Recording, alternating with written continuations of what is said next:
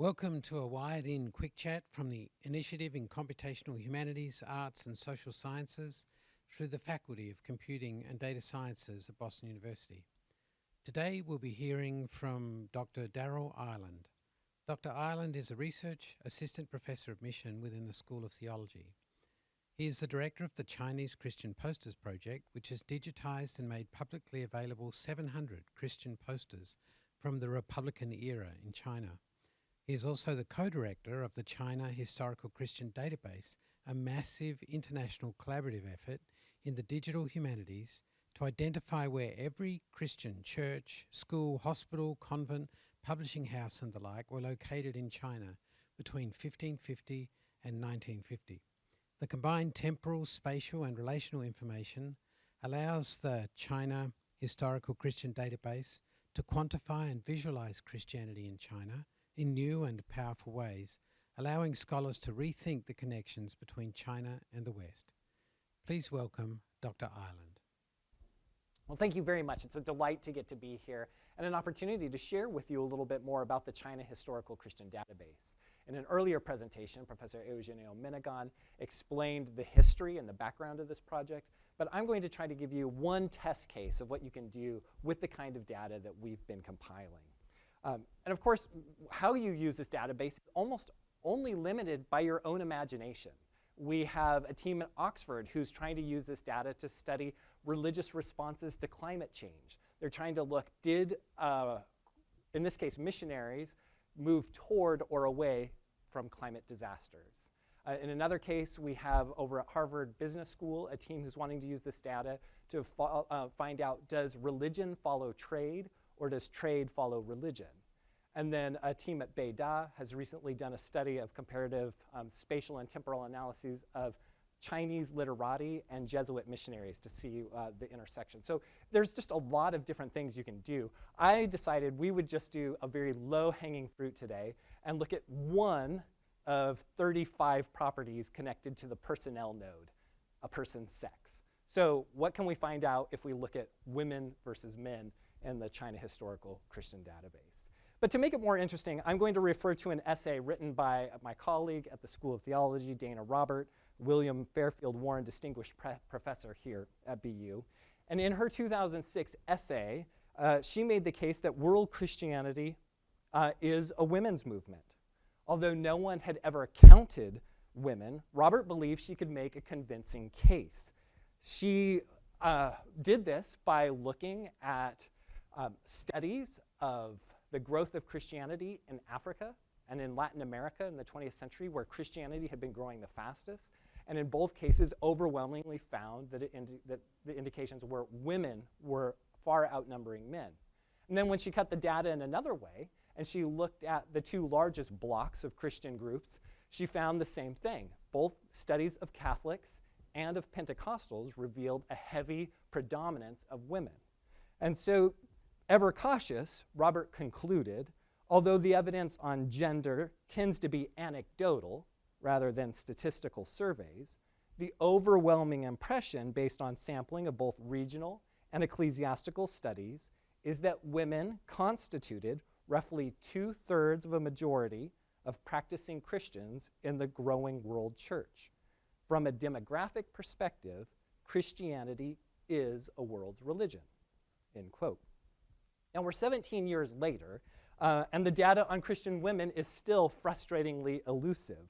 Nevertheless, strides are being made, and the China Historical Christian Database at least allows us to take a closer look at women in China, and specifically foreign missionaries in China. We have a very almost complete set of missionaries who are Protestant missionaries working in China. Our Catholic data is lagging behind because it turns out nuns are really good at hiding their identities and their numbers behind those cloistered walls. But for Protestants, we have a solid amount of data, and so I'm going to use that as an opportunity to look at this question of whether Christianity in China, in particular, was a women's movement. But of course, I need to give a caveat. When Robert sought to prove that world Christianity was a women's movement, she particularly examined the growth of Christianity in the global south. But we are going to be looking at missionaries who came from the global north. This is obviously an important distinction, so we're not trying to replicate her study, but I do think that by looking at this collection of Protestant missionaries, we can illuminate her study. There's a lot of significant overlap that I think will be helpful for us. And if we really are interested as Christianity as a movement, then what better way is there to look for women than where they move most obviously, and that's in mission.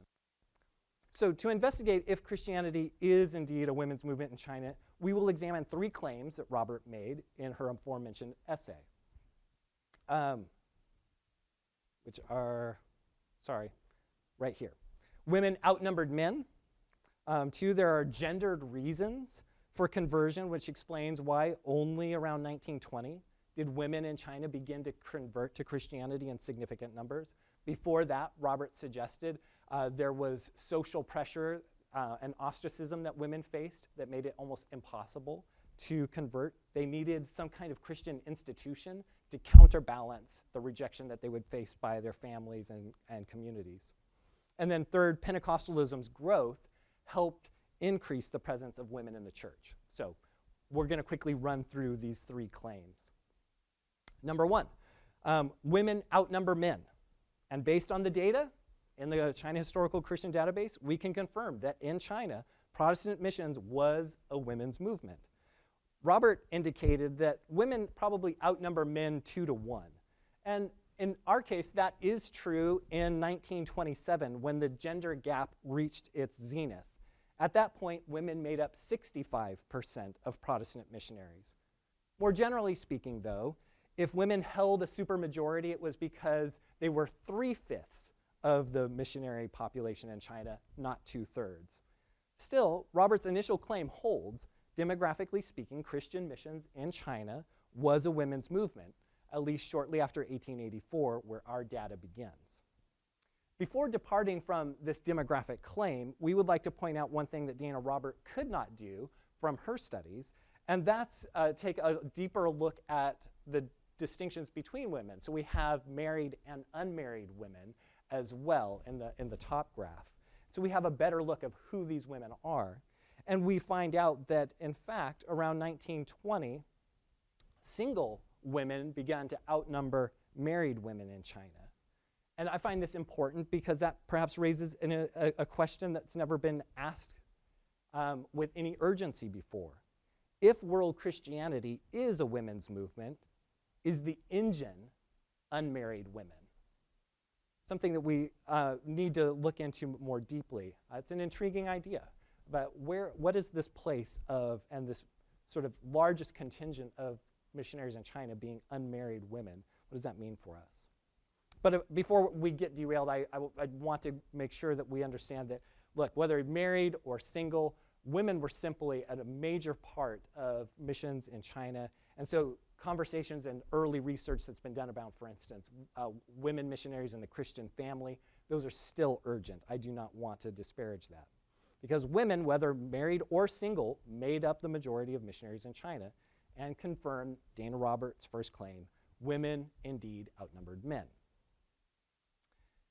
Number 2, in China, few women converted until after 1920, Dana Robert argues. Only then were there enough orphanages, schools, and other female-facing institutions to counterbalance the social ostracism they would face if they converted.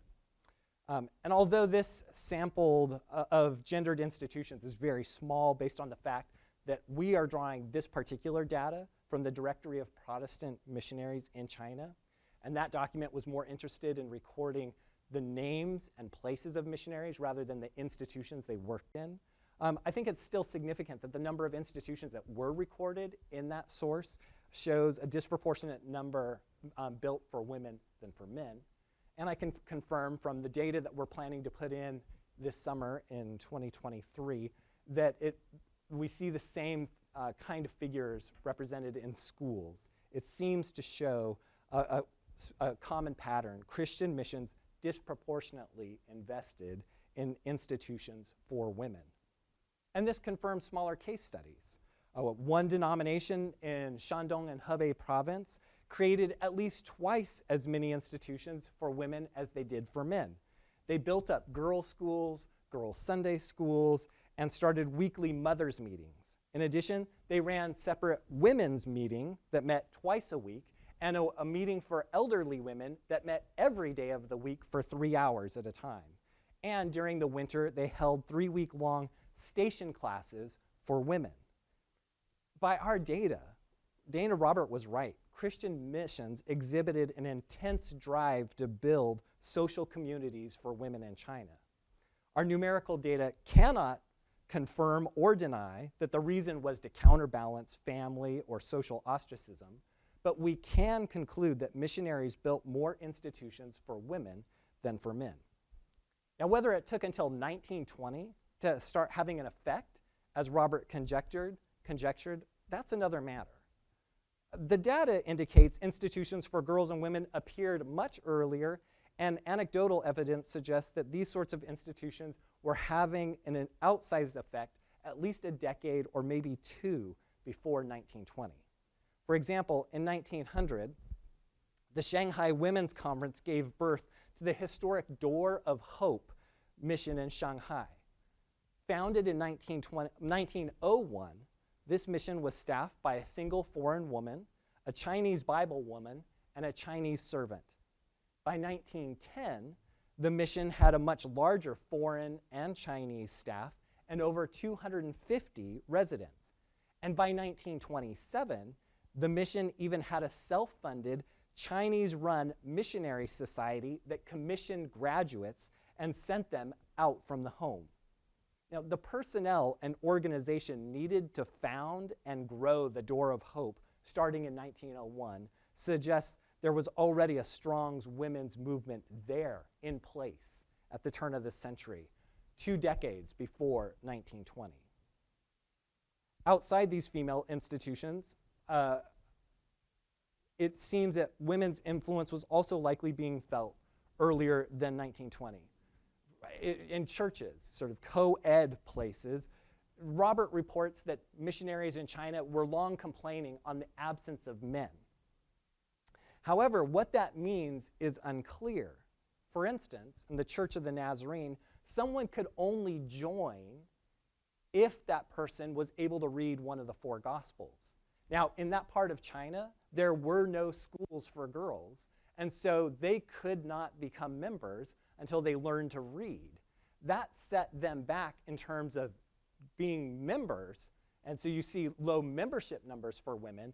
But when you take a look at the photo of the Hesha Church of the Nazarene, it's almost entirely women. So what does it mean that women were absent from the church? If it's talking about membership, then Robert may be right. But if it's talking about presence, then it looks like they were appearing far earlier than she suspected.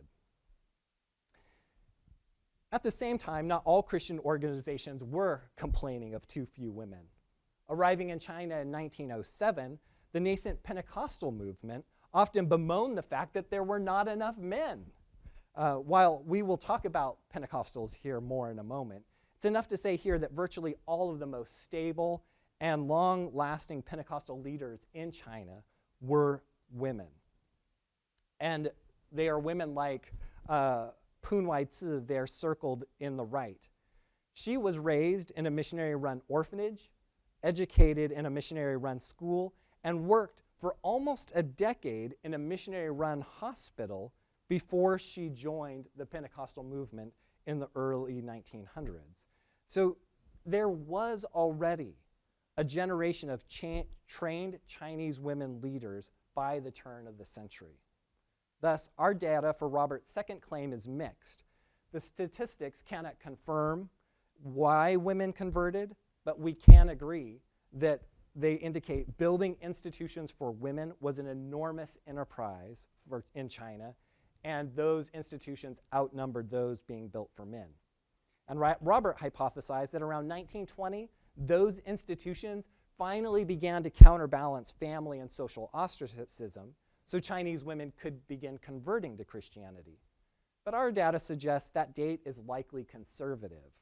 Together, the data and anecdotal evidence suggest that already around 1900, a generation earlier than Robert had estimated, women were taking advantage of Christian institutions and using them to create new social identities as Christian women. And the third claim. Our analysis of the final claim poses some intriguing questions. In her original piece, Robert linked the growth of Pentecostalism with the growth of Christianity as a women's movement. As the thought goes, Pentecostals tend to give women more opportunities than other Protestant groups. Therefore, as Pentecostalism has grown, so have the number of women in leadership. And on this point, Robert's observations are spot on. If we compare male to female ratio of Protestant groups against Pentecostal groups, it is clear that Pentecostals were numerically dominated by women. Putting aside any questions of leadership structures, we cannot ignore the linkage between women and Pentecostalism in China. Yet, we also noticed something else as we probed deeper into this data. As we looked at male to female ratios of other groups, we noticed a similar uptick in women around 1920. All Protestant groups in China, in other words, were becoming more female. The late teens and early 20s saw a feminine wave across all of China. Pentecostals just happened to benefit the most from that female wave. But even here, this sort of language needs to be qualified. Protestant missionary women increased in the thousands during this period, the early 20th century. Pentecostal women, however, only maxed out at 250 missionaries. So we see a growth of thousands, you have just 250 Pentecostals. So at least at this early phase, Pentecostalism cannot account for the general growth of women missionaries in China. If anything, our data implies a reversal of the causal relationship suggested by Robert. Pentecostalism's growth may not have been so much the cause of women's increased participation as it was the effect. The Pentecostal movement did not cause a feminine wave, it just so happened to better ride one that was already occurring. To what degree this holds true outside of China after 1950 lies outside the scope of our database in this project, but it is a highly suggestive finding that bears further investigation.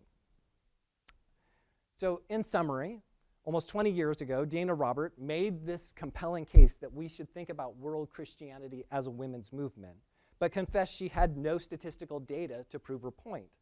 Now, at least in China, we can begin to test her conclusions. And we have found, here we are, another one of the groups that we're growing. We have found that in many ways, she was right. Yes, women outnumbered men, but perhaps not quite at the same degree at which she first anticipated. And then she had suggested conversions before 1920. And yes, it seems that institutions were important in conversion, at least the sheer numbers of them, but their impact probably was felt much earlier. And then that third piece, Pentecostalism, was this really a way to expand the number of women in China? Maybe not. Maybe Pentecostalism just benefited from the fact that women were already beginning to come in large numbers into the church. So there's one way to begin looking at a very simple part of our data. It's a simple test case where we thought we would pull out one of the 35 properties connected to our personnel node and just say, what would happen if we think about this, and how does it allow us to go back and nuance our understanding of the history of Christianity in China? Thank you.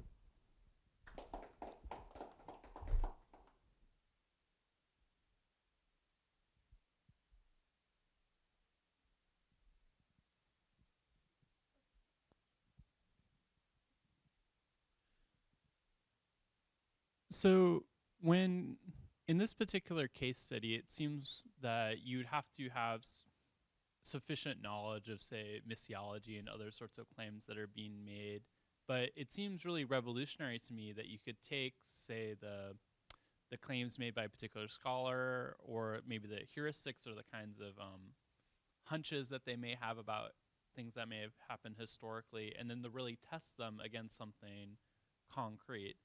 How do you think that that's going to kind of change the field and the way that people choose to argue about these things, just because there's all this data that you can have a perspective on that maybe just wasn't available before? Yeah. Thanks for the question, Seth. We're very curious to see how this begins to change the conversation around Christianity in China, because it's never really been quantified before. Eugenio Menegon, my colleague, has specialized in Catholics in China. I've focused on Protestants in China, and we often will never appear at the same conferences or even read each other's books, because we live in two different worlds. In fact, in Chinese, they're called two different religions. It's Tianzhu Jiao is Catholicism, Jidu Jiao is Christianity. They're not, the government sees them as two different religions. Why would I study your religion? I've got plenty to do here. But our database forces all of this together and allows us to start seeing things and patterns that we hadn't detected before. Now, I still only focused on Protestants, but soon enough, if we can get those Catholic sisters to reveal their identity, we will be able to do this including all of Christians in China and see how this works out. So I'm very excited about it. It helps that our colleague whose test we're claiming is here at BU, and we've talked about it. And I think she finds it invigorating and kind of dangerous, because she was going out on a limb 17 years ago. She's a great scholar, so she had no statistical evidence, and we can only nuance what she found. But I think it's going to be that kind of work that will allow us to bring new precision to what we're doing when we're studying Christianity in China. Thank you very much, Daryl. Fundamental question about the relationship between Christianity as a whole and the missionaries in Christianity in China. Your data is mostly about missionaries, and yet you drew lots of conclusions about the religion as such. What's the reasoning behind imagining that the gender representation among missionaries reflects that among the religion itself? Yeah, that's a really good question. So points 1 and 3 were really focused on the missionaries, because that's where the data is most relevant. Point 2 about the conversion around 1920, we drifted over to look at Chinese women there. And why I felt I could sneak that in here is we do have, I think, enough data to talk about the institution building. It doesn't say the number at that point. I'm not talking 60% of those women, the 60% of the church were women at that point. But that was Dana Robert Wright, were they building a lot of institutions? Yes. And it seems to be that they were having effect before 1900. So I can't follow up the other claims that, how were women outnumbering men, Chinese women outnumbering men, that we don't have the data on right now. And in fact, this project will never get to that level, because we've decided we are not going to try to count numbers in churches. What we are doing is we're counting pastors, Bible women, teachers. So we can look at that level. We'll be able to do, and we're working through the Chinese sources for that right now, so we'll have a better sense in terms of leadership. But again, that will be leadership. So this database will never be able to say, by looking at membership roles, we can say in China there were more Chinese Christians. That's something that this database will not drill down to, nor is there really that data available. I understand that the project is with the Center for Global Christianity, so it wouldn't make sense to look at other things. But I'm curious if Christianity is unique among other religions or organizations in our ability to find and collate this data and build social networks and that sort of thing. That's a really good question.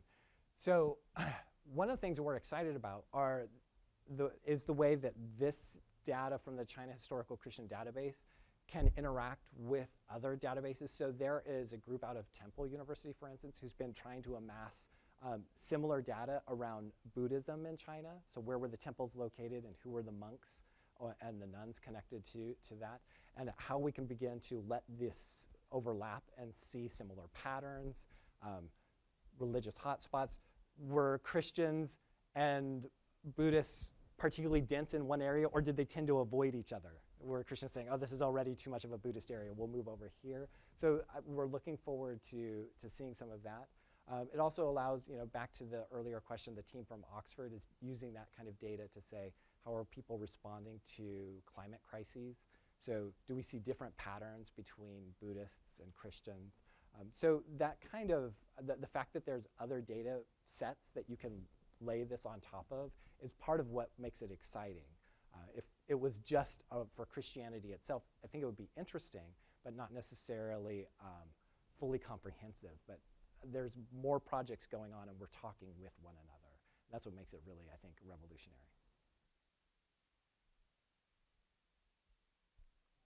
I just have one other question, which is about the payoff of this kind of research. So I know there was mention of an article, say, about the explosion of Christianity in China in the present, but also if you could speak a little bit more about why this question of women and their involvement of Christianity is important, say, theologically or in ecclesiastical debates and that sort of thing.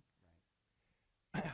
Well, one of there's a book coming out this year by Gina Zerlo, who graduated here from Boston University a few years ago, who's trying to get a handle demographically on the makeup of Christianity, and particularly the gender dynamic of this, women and men.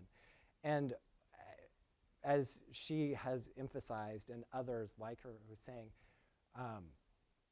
when we tell the story of Christianity, it really matters who we're putting in the center. And if we continue to put men in the middle of this story and as the primary actors, we are only going to see it one way. But if they are in fact a minority, and in many cases a significant minority, here we've talked about 60%, but there are parts, in the 1980s in China, for instance, which our database doesn't get into, many of the Christian movements were 93% women. And so, but to tell the story through the 7% who were the men really distorts the picture of how what was happening on the ground and its development. And it sort of narrows the focus to perhaps the roles that have traditionally been assigned to men, which is preaching and perhaps presiding in a service. But if 93% of the action is happening outside of that, we want to certainly pay attention to.